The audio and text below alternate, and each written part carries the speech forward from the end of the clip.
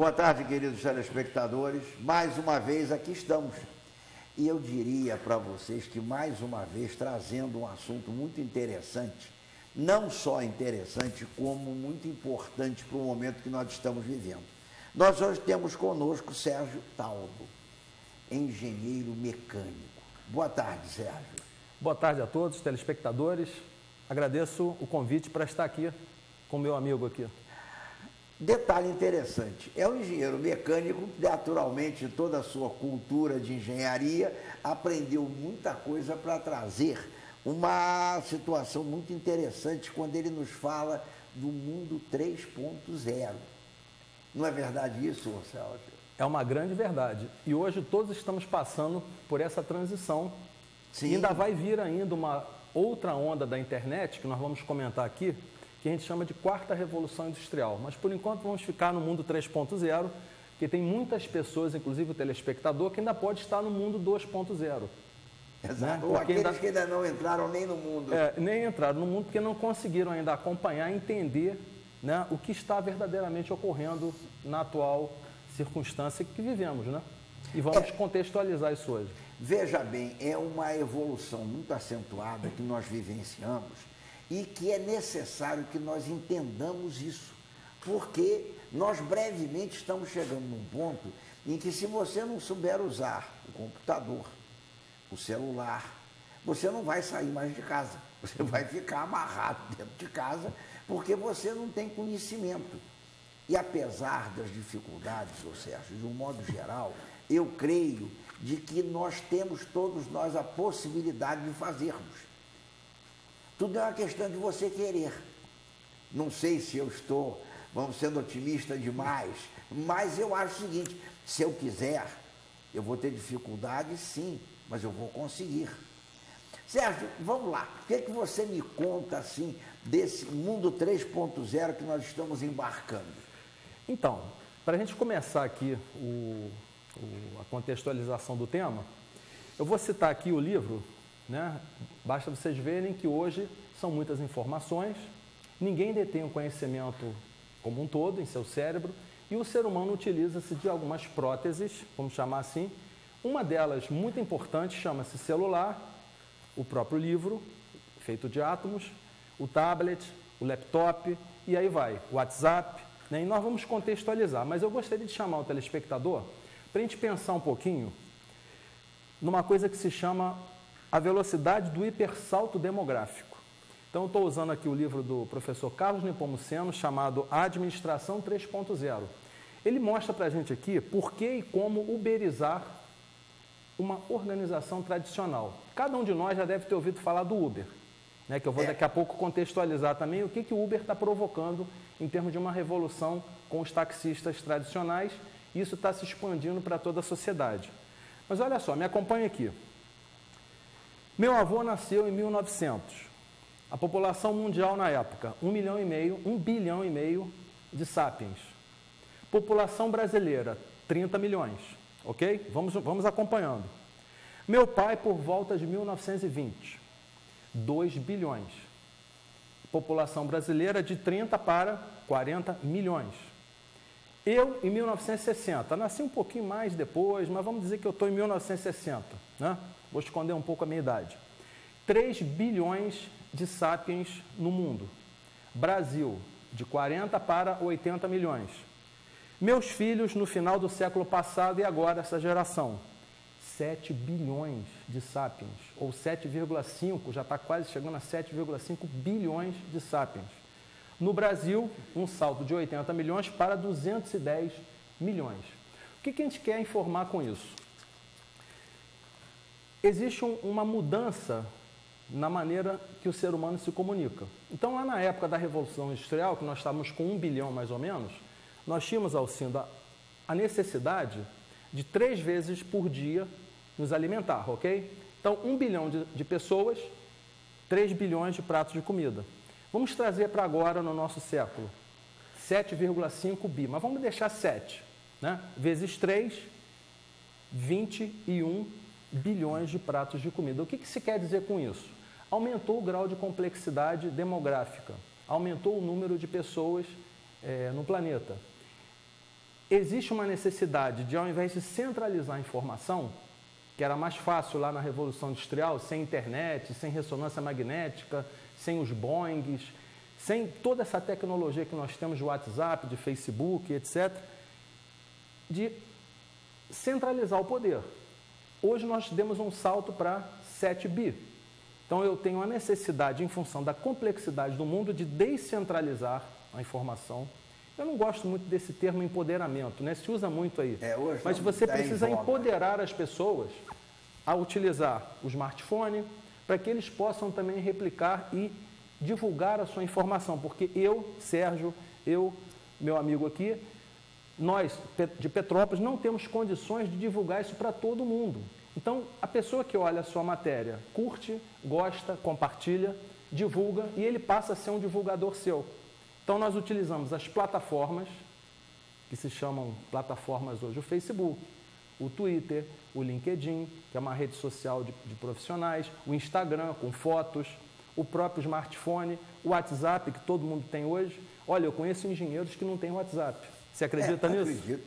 Ô Sérgio, até tirando uma partezinha, eu assisti uma palestra, nós estávamos iniciando o NPOR aqui no batalhão, em 66, e um oficial americano que tinha feito Guerra do Vietnã, e ele fez uma palestra para nós, achei muito interessante. Eu nunca esqueci esse fato quando ele dizia o seguinte: a guerra do futuro vai ser ganha pela comunicação.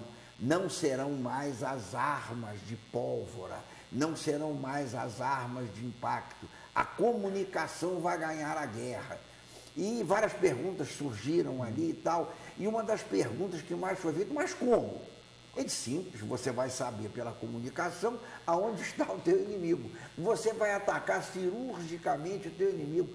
Você não vai destruir como se fez na Segunda Grande Guerra, destruir a Europa inteira para reconstruir depois, quando se você cirurgicamente atacasse determinados pontos. O que você está nos trazendo nada mais é do que uma cirurgia para todo o nosso meio de vida, para toda a nossa vivência do dia a dia. Quando você sai de casa para comprar alguma coisa, se você vai no local certo, quanto tempo você ganha, né? É verdade. Isso que o nosso renomado entrevistador está falando aqui, e eu estou curtindo bastante, nos faz remeter à ideia do quê? Aumentando esse grau de complexidade, a gente precisa ganhar o quê? Tempo. Né? Todo mundo fala time is money. E aí, necessariamente, existe o quê? Uma mudança na forma em que nós nos comunicamos. Nesse livro aqui do Carlos Nepomuceno, ele fala também sobre a questão, ao longo do tempo, da maneira em que a gente se comunica. Então, nós tínhamos lá na antiguidade, com os dinossauros, né? Não tinha celular, não tinha televisão, não tinha nada. Chegava o dinossauro, o que a gente fazia? Opa! Linguagem sonora. Está chegando um perigo.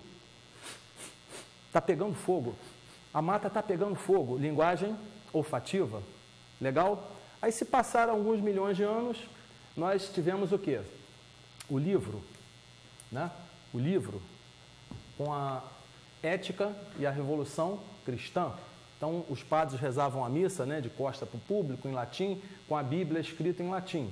Aí, passado um tempo, as pessoas começaram a se questionar e vem Lutero e questiona por que o padre reza a missa de costas em latim.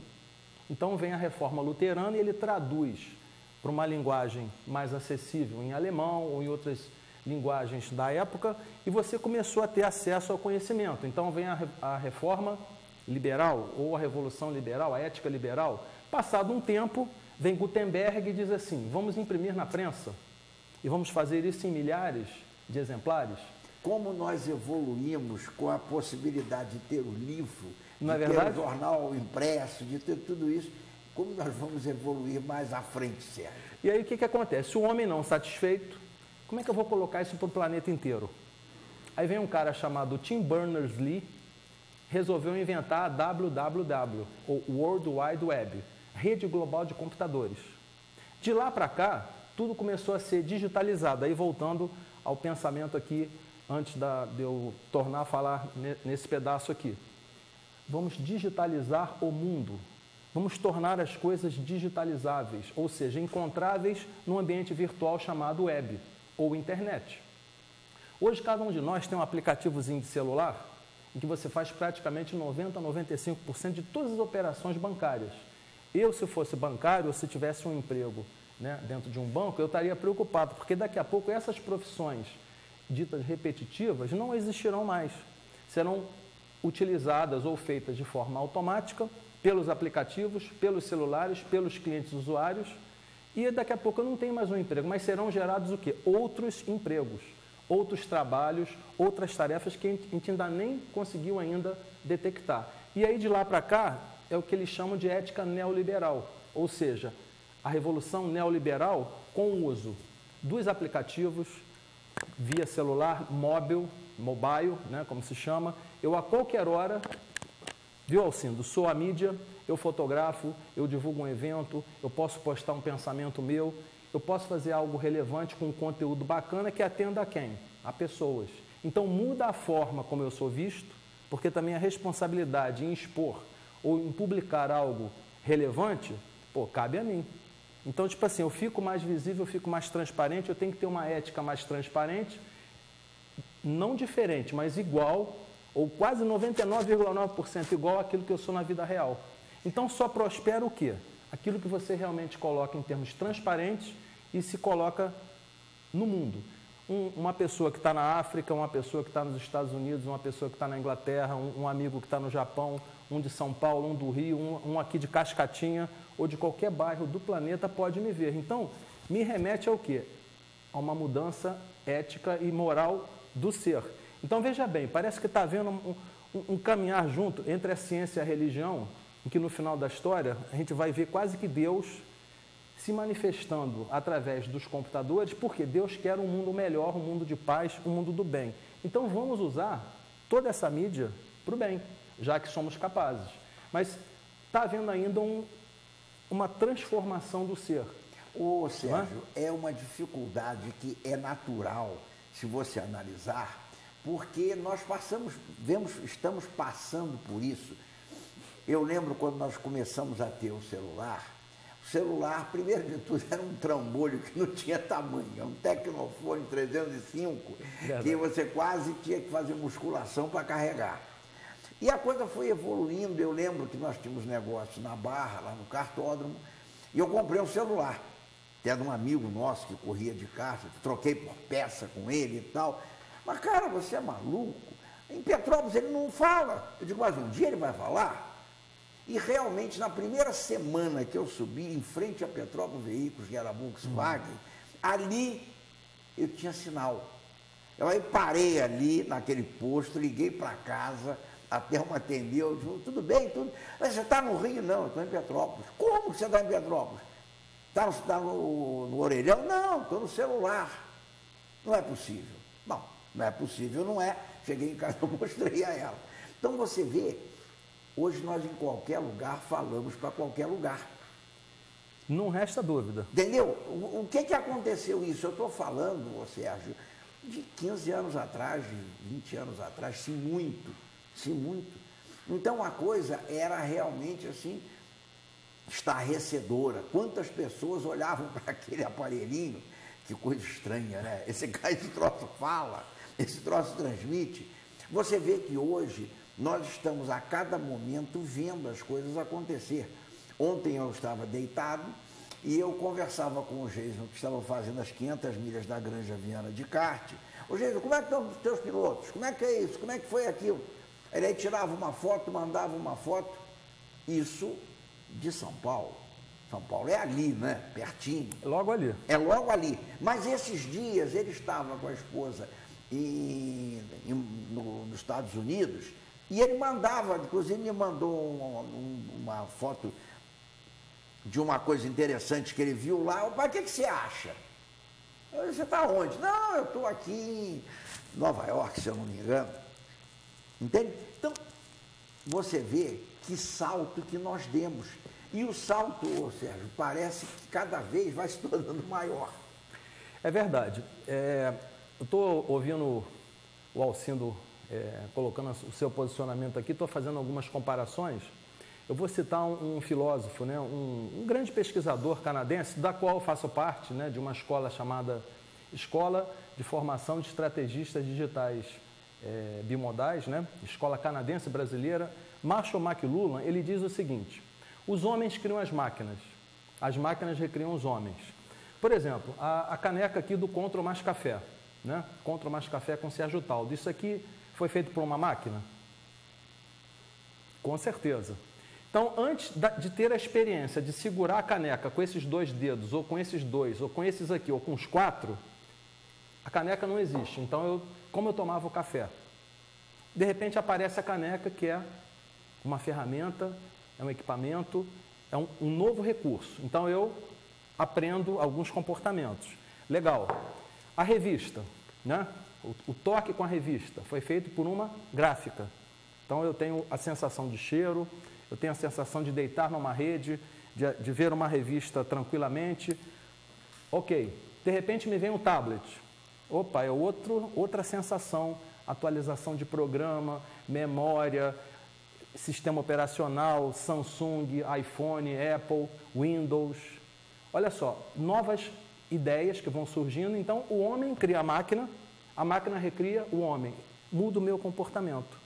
Agora, você me dá uma parte interessante. Percebe? Nós precisamos de uma coisa que você acabou de mostrar na prática. Nós precisamos entender o que está acontecendo e seguir o que está acontecendo. Exato. Não adianta você ver uma coisa muito bacana, mas eu não quero isso. E muita gente tem essa situação. Mas como eu vou fazer? Vai. Pode apanhar um pouquinho no princípio, pode tropeçar, mas vai conseguir, Sérgio. Sim. Não tem. Quem você lembra, talvez por gravuras e tudo, eu também não peguei essa época, mas lembro quando saiu o Ford T. Perfeitamente. A marcha do Ford T era do lado de fora da porta. Hoje você já tem os carros, até no Brasil mesmo, carros de preço médio abaixo dos 60 mil reais, com todo o controle de marcha, de troca de marcha, de tudo, absolutamente digitalizado. Você não faz nada, você bota, ele funciona. E um detalhe, olha só o nosso nível de escolha. Ford T preto ou preto. Ford T preto, ok? Hoje, se nós formos comprar um automóvel, você tem que fazer uma pesquisa de no mínimo uns 6 meses. Marca, cores, sistema computadorizado, GPS, se tem isso, se tem roda de liga leve. São tantas as opções, né? Agora tem a questão se ele é conectado ao smartphone ou não, se é conectado diretamente, se tem leitura digital. Então, você vai comprar um carro hoje, voltando à questão da complexidade demográfica, aumentou também a complexidade e o nível de escolha. Então, a gente chama isso de paradoxo da escolha. Então, a gente tem uma dificuldade muito maior em escolher esses assuntos. Antes de mostrar um slide que eu tenho aqui no PowerPoint, eu gostaria de citar esse livro aqui, olha, e vocês vão ouvir muito falar, é da minha amiga e professora Marta Gabriel. Sempre cito ela em eventos, nas minhas próprias mídias sociais, porque ela realmente, em termos do Brasil, é uma das top. Esse livro aqui chama-se Você, Eu e os Robôs. Pequeno Manual do Mundo Digital. Ela nos mostra aqui no primeiro capítulo você, como o Alcindo comentou, eu e o mundo ao redor, eu e os robôs. Qual é a minha interface em termos assim daquilo que é automatizado? Não, eu não tenho nada de robô. Vou mostrar para vocês que tem pelo menos uma coisa nos celulares e nos tablets, que ninguém sabe. E o último capítulo é o quê? É a interface da vida híbrida. Como nós vamos interfacear e como é que os robôs, até um determinado momento ou limite, serão humanizáveis. Aí é a grande questão. Então, nós, seres humanos, pensamos, raciocinamos, sentimos, temos emoções. Até que ponto os robôs terão essa capacidade? Então, ela trata bem esse assunto, professora Marta Gabriel, é um livro muito bom. E aí eu vou apenas tomar aqui mais um minuto e vou passar para o meu grande amigo que está com várias perguntas. Não sei se a gente consegue apenas colocar aqui, ó. Eu vou aproximar para vocês aqui, tá? Mas eu vou rapidamente explicar. Beleza. Tá? É um gráfico que mostra, tá vendo? Olha lá, Facebook. No caso aqui, essa pesquisa foi feita até o final de 2017. Eu não consegui ainda pegar a informação mais atual, mas vamos botar um pouco mais. Olha lá, 1,65 bilhões. O WhatsApp, provavelmente está bem mais do que isso. 1 bilhão de pessoas. O Messenger, né, que foi muito falado e tal, as pessoas encaminham pelo Messenger, mas agora está tudo mais no WhatsApp. Por quê? O Facebook comprou o WhatsApp. 900 milhões. Instagram, 400 milhões, ok? Pode trazer a câmera novamente. E aqui a gente vai perceber o seguinte. Deixa eu retornar aqui. Vamos retornando para o slide anterior. Ok. Questão da inteligência artificial, olha lá. Acesso for the blind and visually impaired. Né? Então, no caso aqui, a inteligência artificial, já nessa época e para hoje, gerando o quê? Capacidades para pessoas que são cegas. E para nós também, que não conseguimos gerenciar tudo que está na máquina, ela fazer para nós. Até os cegos digitais. Né? Até os cegos digitais. Ele não entende nada do que está acontecendo. Em termos de conectividade, olha lá, 25 milhões de pessoas se conectam pela internet.org. 25 milhões de pessoas ou de empresas. Né? Um tal do óculos Rift, né, que o Facebook andou lançando, não sei se vingou ou não vingou, tem um outro óculos também da Google, né? E depois a gente vai falar alguma coisa aqui sobre esse livro, o que a Google faria, né? Olha lá, como atender às novas exigências do mercado. E no final do ano de 2017, acho que cada um de nós conhece, no próprio Facebook. Eu gostei, curti ou não curti, agora não. I love, hahaha, wow, sad, quando você tem uma notícia triste, e angry, quando eu estou zangado. Então, olha lá. Então, nós temos aqui a comunidade do Facebook atualizada. E o Facebook sendo o quê? A maior rede global de computadores. Eu não tenho Facebook.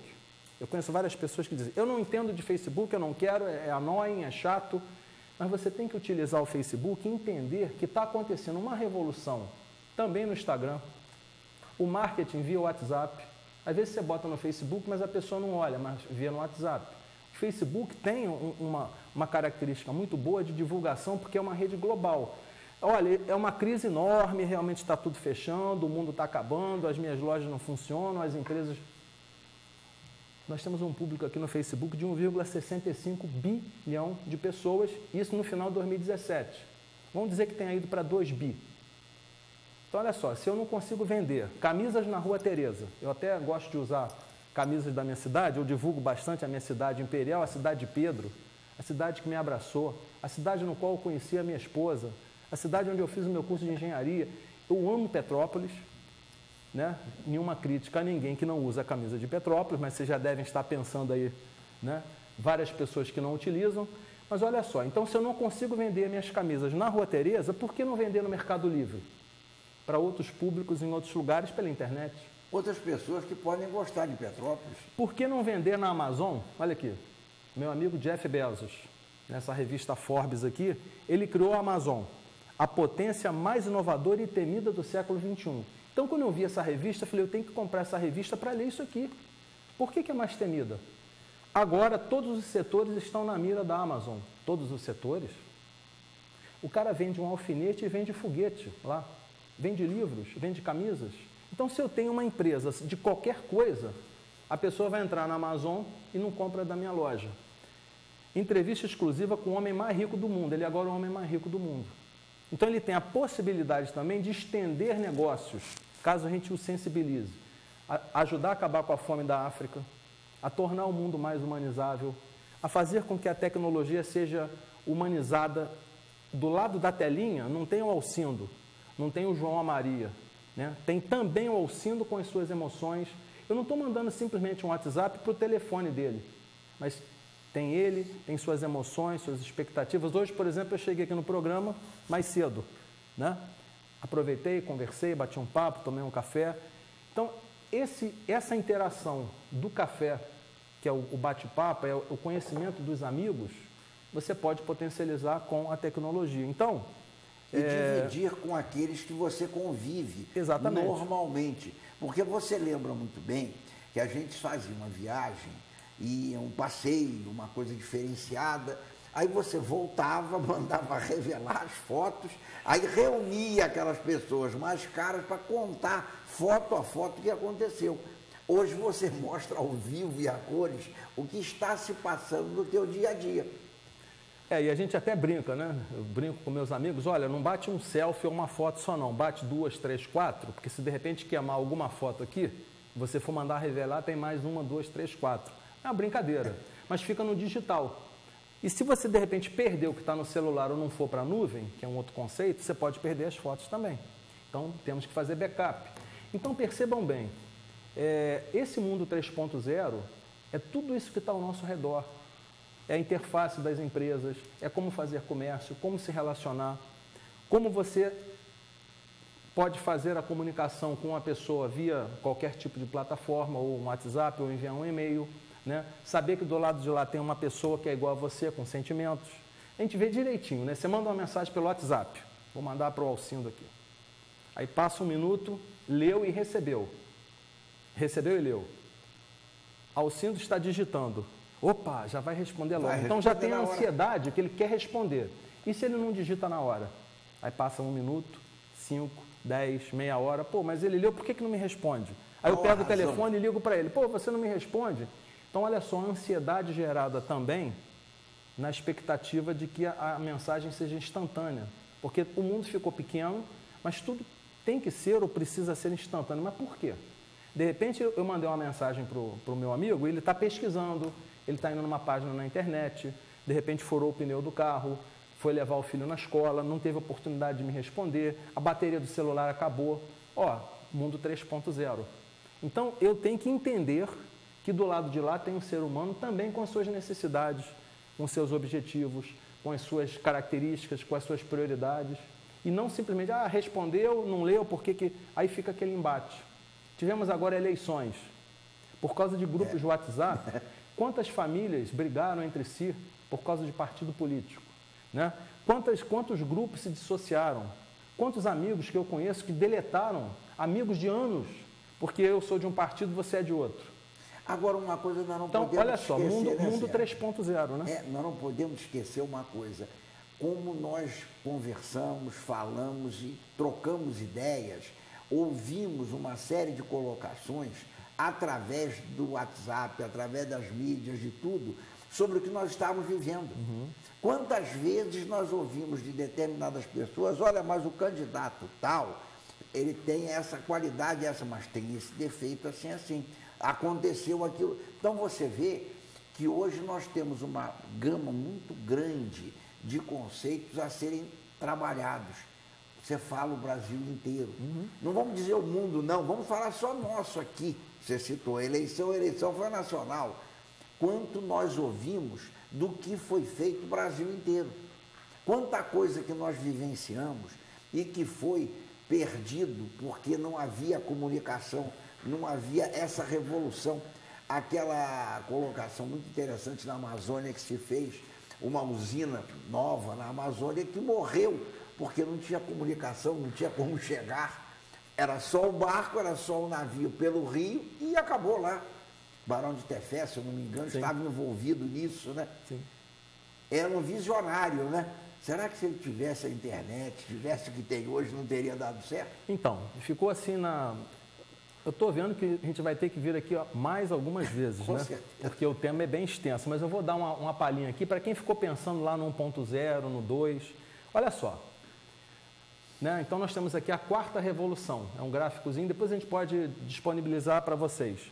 Primeira revolução industrial, digamos. Começou em 1785, na Inglaterra, com o surgimento da máquina a vapor, o que mecanizou a produção. Então, aquele primeiro momento, né, da máquina a vapor, né, a gente conseguia se deslocar de uma cidade para outra de uma forma mais rápida. Não tinha celular, não tinha ressonância magnética, não tinha Boeings, não tinha o DC-10, não tinha nada do que nós temos hoje, não havia internet. Segunda Revolução Industrial. A produção em massa se deu em 1875 agora, e com ela vieram o automóvel, o telefone, o televisor, o rádio e o avião. Ô Sérgio, você talvez... Olha que salto, num período de tempo muito curto, máquina a vapor entrou, automóvel, telefone, televisor, rádio e o avião. E um detalhe importante, você lembra que ter um automóvel era um sinônimo de status. Perfeitamente. Ter um automóvel era uma coisa... Eu nunca esqueci isso, meu pai comprou com muita dificuldade um Austin A40, mas aquele carro era muito bom, aquele carro durou 18 anos conosco, como aquele carro serviu, como aquele... Hoje você compra um carro com uma visibilidade de 2, 3 anos, você trocar, mas o mais importante, o carro se tornou acessível a grande parte das pessoas que trabalham e têm uma renda, porque você está possibilitando isso. Mas não é o carro, é o telefone, é a televisão, enfim, é tudo isso que você vivencia o mundo todo. Você está falando tanto do 3.0, né? Você vê que nós saímos do 2 para o 3 relativamente muito rápido. Então, aí eu estou trazendo agora para fazer um complemento, né? E interessante, como anota aqui também, não sei se vocês já viram, eu convido vocês a verem o filme do Ford, muitos trabalhadores que fizeram os carros, eles morreram sem poder ter condição de comprar um Ford T. E aquele Ford T preto, daquela forma, daquele jeito, muito bem. De lá para cá, né, num período mais curto de tempo, entramos na terceira revolução, que é o tópico que nós estamos falando aqui, que é a junção da eletrônica, que as televisões eram uma válvula. De repente deu um salto muito grande, virou eletrônico e agora é tudo chip.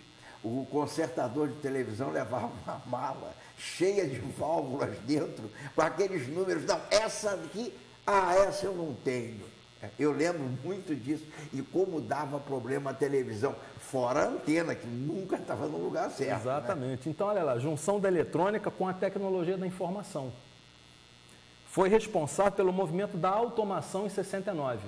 Mas um pouquinho antes, a gente tem a crise de 29 nos Estados Unidos. Então, muitos daqueles que quebraram em 29 nos Estados Unidos, aquele que vendeu uma paçoca, aquele que de repente tinha um lugar num hotel, aquele que de repente podia te dar uma carona, que as pessoas quebraram da noite para o dia. Começou um novo movimento, uma nova revolução, uma nova estrutura de geração de indústria, um novo mundo que trouxe até 69 com a terceira revolução. E aí a gente está dando salto para a quarta revolução, que a gente vai comentar aqui também. Estamos em pleno curso da quarta revolução.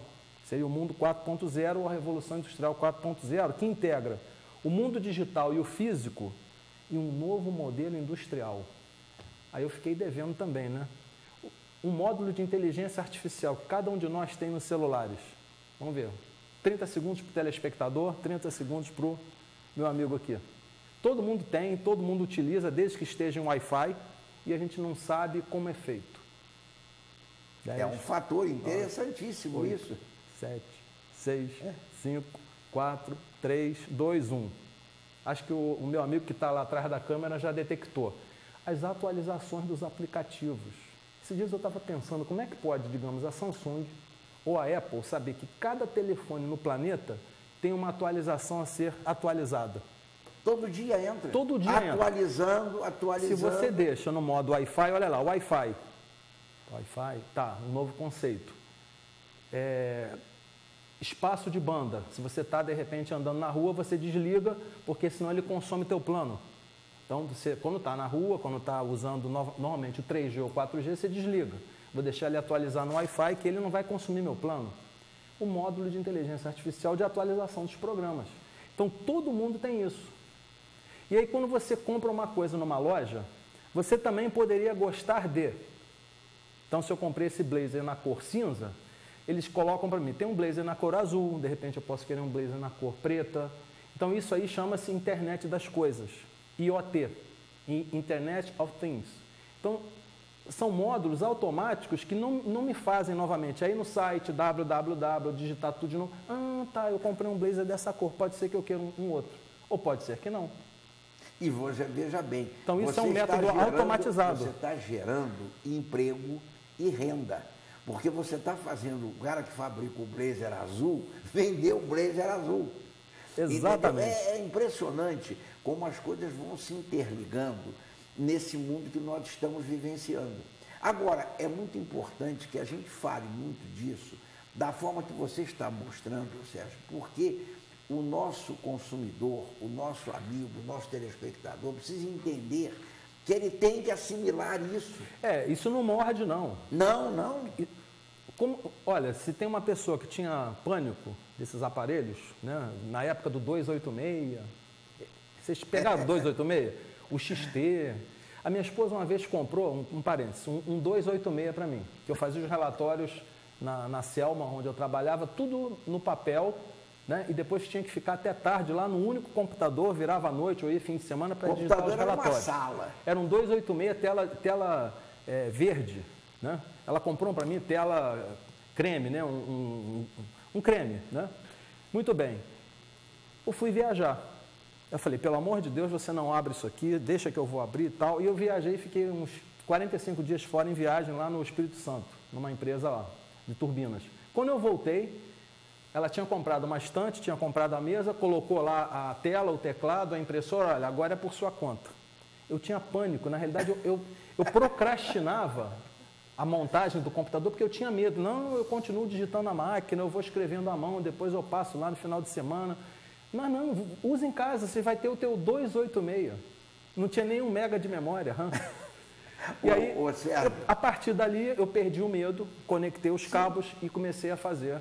Eu, quando comprei o primeiro computador, meu primeiro foi um 386, usado, não foi novo.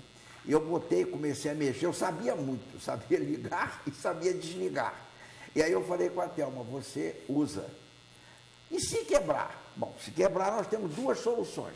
Nós vamos consertar, ou se não tiver dinheiro para consertar, vamos esperar ter dinheiro e consertamos. Mas só que aí, felizmente, os filhos já vão entrando na tecnologia, na parte. A Eveline, a nossa filha, que hoje é professora da Universidade do Mato Grosso de jornalismo, começou a mexer. O Jason, muito esperto, começou a mexer também. E nessa altura a Thelma passou a mexer. Resultado, todo mundo mexia. Era um salseiro que você não imagina, mas todos nós aprendemos a mexer. Aquilo não morde. Sim. O mais que pode é dar errado, você arranja alguém que conserta. Ou quebra, ou faz de novo, ou digita um texto no Word, entendeu? Assim, redigita novamente. Eu gostaria de puxar aqui, porque além das plataformas, o Google, ele hoje sabe de tudo, né? Esse livro aqui foi um dos primeiros. Em casa eu tenho uns 10 livros sobre o Google ou mais, que fala não só dos benefícios, mas como os perigos. Tá? Como atender às exigências do mercado. Esse cara aqui, o Jeff Jarvis, tá? Ele é um jornalista, ele é americano. Ele é conhecido como o cara que fez o inferno da Dell, The Dell Hell. Na época que a Dell não tinha um atendimento personalizado para pessoa física e empresa. Então ele comprou um computador, pagou em garantia e a Dell, pontinhos, e andou para ele, nem fez questão de dar atendimento a ele. Ele entrou na justiça, entrou com a ação, exigiu o computador novo, teve o computador novo, teve um ressarcimento de milhões de dólares. A Dell, a partir do Jeff Jarvis, né, que escreveu esse livro, mudou o seu posicionamento online. Então você entra no site da Dell, tem pessoa física, jurídica. É um atendimento diferenciado para pessoa física e jurídica. E ele mostra nesse livro aqui a atualização desse 2.0 para o 3 e agora para o 4.0 do nosso mundo, né? O Google trouxe para nós uma ideia de novo relacionamento. Você encontra tudo no Google. Uma ideia de nova arquitetura, de dados, como os dados são trabalhados. Uma nova sociedade, uma nova economia, né? Uma nova realidade de negócios. Quem não está no Google não é encontrado. Então, não está no mundo. Existem controvérsias, ok? Mas você tem que estar no Google. Uma nova atitude, uma nova ética. Tem um capítulo aqui fantástico, chamado Uma Nova Ética, em que o Google se posiciona da seguinte maneira. Um dos tópicos, dos 10 tópicos que existem lá, Alcindo, do not be evil, não faça o mal, ponto. Só que depende do seguinte, existe uma zona limítrofe entre o Google, que é uma empresa que fatura milhões na bolsa, detém o conhecimento e o poder, né, sabe de tudo, até que ponto não pode se virar também um monopólio. Aí é o tópico de um outro livro, de um indiano, que eu tenho lá, que fala dos perigos do monopólio do Google, né? O monopólio é sempre um perigo. Porque ele detém a informação de tudo. Não, e você fecha o progresso. Então, tipo assim, o que está no Google, o que está em cima, se não é supostamente uma questão trabalhada para que aquelas informações que são pagas estejam em cima, entende? E aí vem aqui, olha, e se a Google fosse dona do mundo? Essa unidade eu acho fantástica. Eu vou depois te emprestar esse livro. Google Media. Se a Google fosse o Google Times, parece que o Times não tem mais o jornal escrito, só online. Jornais, a era do pós-jornal. Então, se eu sou dono de um jornal, eu estaria muito preocupado, né? Editora Google, matando o livro para salvá-lo. Então, cada um de nós, que já ouviu falar na Amazon, compra livro pelo Kindle, você compra livros digitais mais baratos do que os livros de átomo de papel. Em promoção, agora teve a Black Friday, a Black Week, eu comprei livros a R$8, a R$10, a R$9, que eu posso ler em qualquer lugar, mas eu posso levar também o meu livro, sentir o cheiro dele, que eu adoro, e ler numa rede. Aliás, o livro manual, o livro físico, é muito interessante, muito bom de você lidar com ele, né, Sérgio? Uhum. É difícil você acreditar que você vai se afastar dele. Eu gosto dos dois. É a necessidade. Eu uso os dois, né? É a evolução, né? É. Ele diz aqui, se a Google fosse uma fábrica, Google Cola, Coca-Cola,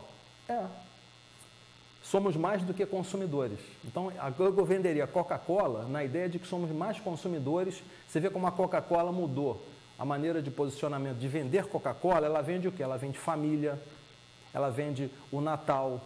As propagandas da Coca têm todo um conceito diferenciado de propaganda, que não é só vender Coca-Cola. A venda da Coca-Cola vem no final. E que você junta a família inteira em torno daquele objetivo. Tem mais aqui, ó. Serviços. Google Airlines. Caramba, as empresas de avião. Um mercado social de clientes. Então, tem companhia aérea aí que está querendo de todas as maneiras vender passagem. Se o Google fosse a Google Airlines, seria muito melhores os preços. Google Imóveis. Vai quebrar com as imobiliárias. Informação é poder. Google Capital. Está havendo agora uma reforma nas finanças, uma coisa chamada blockchain, uma coisa chamada essa moeda eletrônica, Bitcoin.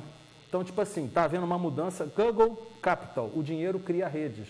Então, o dinheiro é virtual, o dinheiro passa a ser virtual. Nós já temos já os cartões de débito, que a gente não tem dinheiro à vista.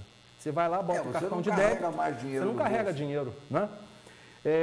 Hospital São Google, os benefícios da exposição pública na Previdência Social. Então, olha só a mudança, a reformulação no sistema de saúde. Eu vou pegar aqui mais um e mais dois. Universidade Google, universidade aberta, o ensino aberto. Já tem nos Estados Unidos a Kurzweil, né? Ray Kurzweil e o Peter Diamandis, que fundaram, né? Acho que você conhece, a Singularity University. É uma universidade aberta, num formato diferenciado de entrega de conteúdo para o mundo todo. Então, se eu sou dono de uma escola, eu tenho que ver o que a Singularity está fazendo lá fora, nos Estados Unidos, que inclusive tem uma sede na NASA. Estados Unidos do Google. Olha o Trump. O Trump vai quebrar. Os geeks e nerds são o máximo. Então, esses nerds e fundadores do Google que detêm a informação, se eles fossem os Estados Unidos da América, ele conta aqui no livro, né? É que o nosso tempo não comporta, mas a gente vai voltar.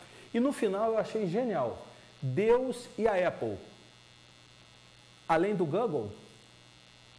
Então, se a Apple, ou Deus e a Samsung, além do Google, se fosse falar em termos assim da divindade e a tecnologia, nós estaríamos além da Terra? Então, são pessoas que eu fico às vezes imaginando se esses caras dormem, se esses caras têm uma vida normal de relação. Se eles existem. Se eles existem, porque a gente vive uma vida normal, tem que fazer exercício físico, a gente tem que se alimentar, a gente tem que tomar nosso banho, a gente tem que ver a nossa roupa, tem o deslocamento nas cidades. E a digitalização está fazendo o quê? E conviver, né, Sérgio? E conviver. Conviver entre nós, dentro da nossa casa, da nossa família. A gente percebe uma digitalização de tudo. E aí, como você falou muito bem no início, eu tenho que aprender a participar disso. Não sei se temos ainda tempo para falar da geração nova. Sim, por enquanto ainda temos. Você vai observar, quando ele levantar a mão mostrando 4, 5... Nós temos aqui... lá. Isso aqui, tudo eu posso depois disponibilizar para vocês. Ó. Tem uma época aqui, numa edição especial de 20 anos, de 28 de maio de 2018. Cada um de nós tem filhos, não, ok? Cada um de nós tem sobrinhos, ok? Conhecemos amigos, ok? Temos prováveis inimigos, entre aspas, ok? Eu, graças a Deus, tenho muito poucos, né? Porque a gente procura ser cordial e às vezes as pessoas perguntam, por que você fica bem nas fotos? Eu digo assim, porque vem de dentro o sorriso. Então, tem pessoas que ficam naquele sorriso forçado no selfie. Gente, não funciona. Você tem que ser natural.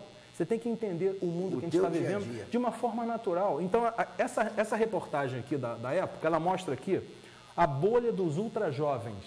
Não sei se você tem um ultrajovem em casa. Eles são sem hotel, sem casa, sem carro, sem joia, sem a sua casa própria, porque você tem a casa dos pais e tem a casa própria, sem fast food ou com fast food, sem casamento, sem carteira de trabalho, sem canudinho, ou seja, sem nada.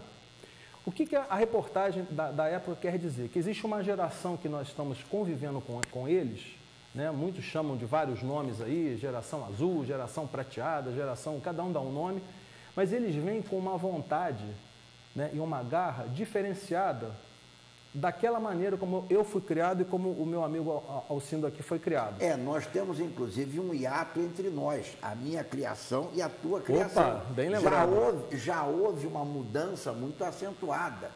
Eu lembro muito, meu pai dizia para mim o seguinte: você tem que aprender a dirigir. Eu tinha 12, 13 anos, não tinha trânsito em Petrópolis, realmente. A rua que eu morava era Marcelo de Magalhães, era de terra.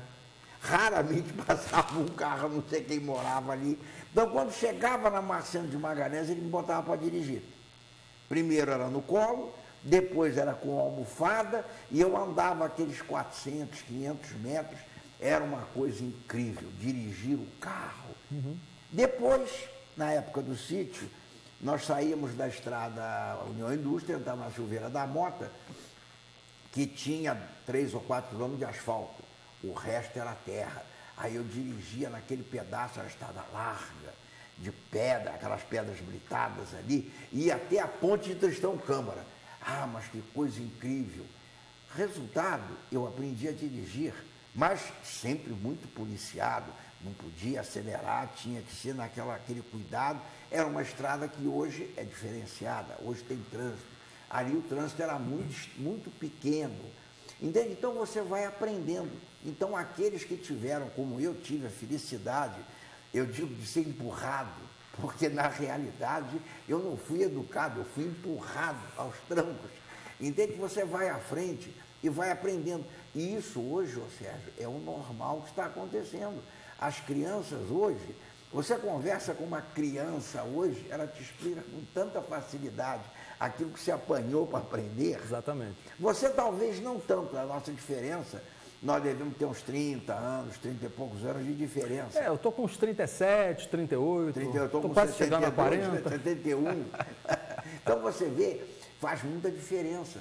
Mas é importante que a gente consiga entender a evolução. Nós que tivemos, às vezes, os nossos pais, que muitas vezes nos empurraram para a evolução, nos fizeram mexer. Gente, você talvez vai até rir disso. Quando nós começamos, nós tínhamos o atacado, a coisa, então, tirar nota fiscal era um drama, porque a letra da pessoa, às vezes, não era tão boa. Quem emitia 50 notas no dia, a última nota do dia, dava com a letra ruim. E eu tive uma ideia, vamos comprar uma máquina de escrever, de tirar nota fiscal. Mas como você vai tirar? Bom, aí vamos tirar, vamos ver como é que faz, e começa a ver, pergunta às grandes companhias que tinham, nós fomos o pioneiro em Petrópolis nisso. Nós compramos a primeira máquina eletrônica na 16 de março da Olivetti. Veja bem, elétrica. Mas por que elétrica? Não, é elétrico porque é mais fácil, é muito mais tranquilo. Ah, mas não vai quebrar mais? Bom, se quebrar mais, a gente vê o que faz. Eu tenho uma máquina velha lá, se quebrar, eu uso aquela. Ô Sérgio, hoje você faz tudo através do computador. Não é mais a máquina elétrica, não, Sérgio. Exatamente. É o computador que imprime a nota. Tudo através dos aplicativos. Olha, agora uma pausa, atenção. Um papo com o meu amigo Alcindo aqui não é nem 1.0, nem 2, nem 3, nem 4. É N.0. Eu quero sempre conversar com o meu amigo Alcindo porque ele é N.0. Está em todas as épocas, em todas as eras. E meu pai teve também, como você falou, meu pai teve atacado. Meu pai tinha caderno de fiado. Acredita nisso? Vocês acreditam nisso? Eu tinha um bloquinho de vale. Meu pai anotava tudo lá no papelzinho, nos vales. Então, a questão da nota fiscal que você está comentando, eu peguei lá um pouco, tinha meus 7, 8 anos, eu já estava inserido nesse contexto, eu vi. Perfeitamente. E aí eu vou dar aqui 2 ou 3 exemplos, olha, depois eu posso passar o conteúdo da revista. Temos aqui o Marcos Oliveira, de 26 anos, publicitário, não quer acumular patrimônio. De repente, eu e o Alcindo fomos criados numa época em que a gente queria o quê? Ter uma casa, um casamento, filhos, um carro, né? Temos aqui a Rafaela Borba, de 21 anos, estudante de publicidade, que afirma que prefere shows que permitam novas experiências sensoriais e artísticas. Então, a Rafaela, de 21 anos, ela não vai a show porque o cantor é famoso. Ela quer ir lá no show para ter uma experiência, poder fazer uma matéria, divulgar no seu blog, divulgar no seu Instagram, né? Então, olha só, essa galera pode ser um dos nossos filhos ou um dos nossos sobrinhos. Temos aqui também, ó, eles utilizam menos bebidas, estou falando dos ultra jovens, não estou falando dos jovens de uma forma geral. Menos drogas, menos sexo, menos casamentos, porém, como é uma geração mais inquieta, mais remédios de tarja preta, mais comida vegetariana e vegana, mais viagens, olha lá, mais consciência social. Ultra jovens remodelam seu comportamento. Então, são experiências diferentes da época em que nós fomos criados. E aqui, o Luigi Dalmonin, de 21 anos, ele é estudante de publicidade, não larga nem na hora do banho o seu celular e se ensaboa vendo vídeos ou ouvindo músicas. Olha só, então é um comportamento diferente. Tudo bem, a gente bota um radinho no banheiro, na Rádio Globo AM. O meu amigo aqui, Luigi Dalmolin, e a juventude ultra jovem, de repente bota um vídeo do YouTube em que tem uma palestra, ou ouve uma música A, B ou C, ou se ensaboa vendo alguma coisa de conteúdo. E aí o que acontece? Eu não gosto de livros, não sou aficionado a livros, lá em casa não tem livros, para não dizer o contrário. Semana passada eu estive no Rio, e aí caiu à minha frente aqui na livraria Saraiva, olha só, a era do livro, ok? Saraiva também está numa situação difícil, quase pedindo concordata. Então você vê uma grande livraria Saraiva, a Livraria Cultura no centro do Rio fechou as portas, a FENAC saiu do Rio, né? Essa Jan M. Tewend é uma americana, professora de psicologia da Universidade de São Diego. Ela estudou aqui nada mais, nada menos do que 11 milhões de jovens e chegou à conclusão do seguinte: por que as crianças superconectadas de hoje estão crescendo menos rebeldes? Será? Então a gente tem que entender o que é rebelde. Eu estou lendo ainda o livro. Mais tolerantes. O que é o conceito de tolerância? Não é? Menos felizes. E olha lá, olha a conclusão estarrecedora que isso que me fez comprar o livro, para poder entender, porque nós vamos vender, a gente vai orientar, a gente vai trabalhar para quem? Para essa juventude higiene. Ou seja, que vão comprar. Os que têm o gene digital, né? O gene digital conectado lá no celular, tá vendo? Então eles estão o tempo todo lá. Essa juventude aqui está completamente despreparada para a idade adulta. Então, parafraseando aqui o que o meu amigo Alcindo acabou de explicar, nós tínhamos uma base, nós tivemos moral e cívica, nós tivemos um conteúdo familiar, a gente teve uma referência de sociedade. Essa juventude chegou, eles já sabem mexer em tudo, sabem? Espera aí, sabem, mas nem tanto. Precisam desse ponto, precisam de um ajuste, precisam do meu exemplo como pessoa, precisam do nosso exemplo como pessoa, para utilizarem de forma mais tranquila, mais saudável, para que eles não sejam tão rebeldes ou menos felizes, mas eles utilizam isso aqui para serem felizes e fazerem aquilo que realmente precisam. Então, essa juventude higiene, esse livro é fantástico. Tá? Eu recomendo para cada um que deseja entender um pouco mais sobre a questão da juventude. Tem os capítulos aqui, ó, a geração sem pressa, a geração internet, que ficam um tempo online e também em outras mídias. Nem tanto ao vivo, mas virtualmente. Tá? Geração insegura, nova crise de saúde mental. Nós estamos vendo várias pessoas mentalmente tomadas pelo excesso de tecnologia, pelo tox, né? Então a gente tem que trabalhar no detox tecnológico, né? Insegura, descrente, isolada, insegura financeiramente, porque eles estão trabalhando para ganhar dinheiro, mas não para comprar tanto. Então, se ele ganha um salário XY, ok. Se ele ganha um salário 2X, ok. Se ele ganha 10X, ok.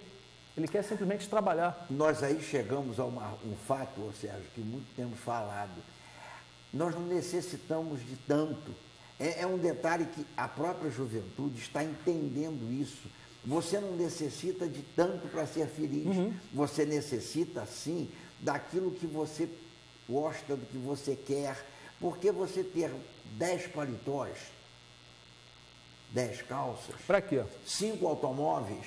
Por quê? Você vai ter uma ansiedade. Eu vou sair de casa com que carro? São mais coisas para você gerenciar, né?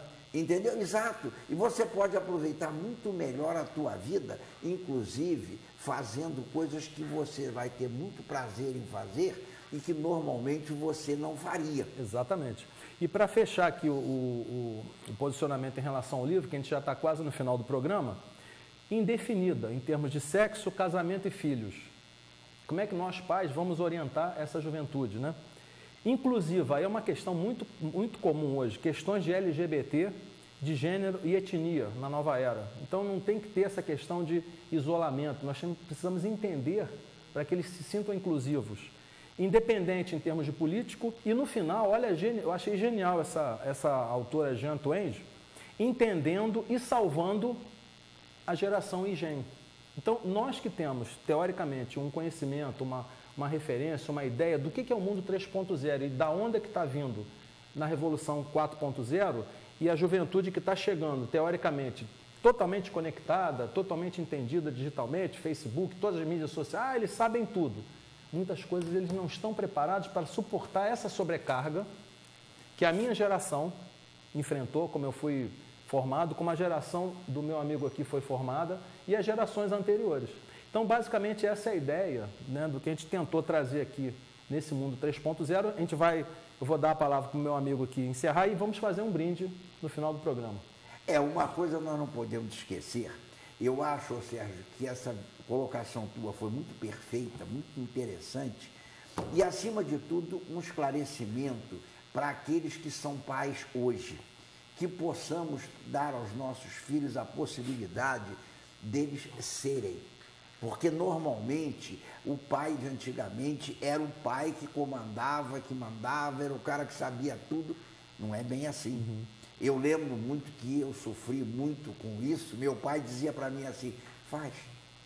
Mas, pai, você? Não, faz você. E eu achava, depois de um determinado momento, eu era o cara. Porque ele mandava eu fazia as coisas. Depois eu fui raciocinando e lembrando que aquilo que eu fazia, que não ia dar certo, ele não deixava. Você não acha que é melhor assim?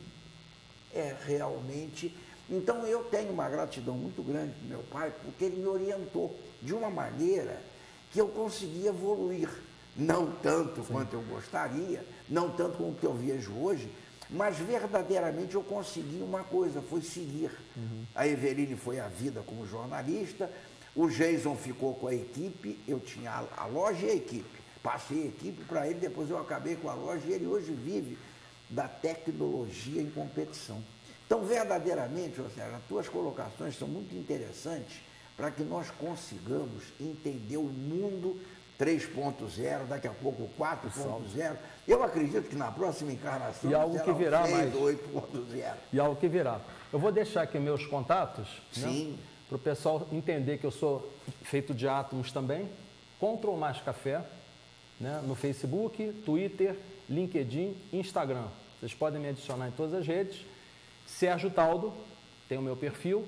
Meu WhatsApp, 24 98 159 1965. Repetindo, 24 98 159 1965. O 965 é a data do meu aniversário. Ok? E vamos fazer um brinde aqui com a caneca, com o meu amigo. Ele segura a caneca. E eu seguro aqui a caneca do Facebook, que diz aqui, olha, que você não consegue fazer 500 milhões de amigos, tá? Sem fazer um bom café. Então, esse é o meu objetivo, essa é a minha ideia.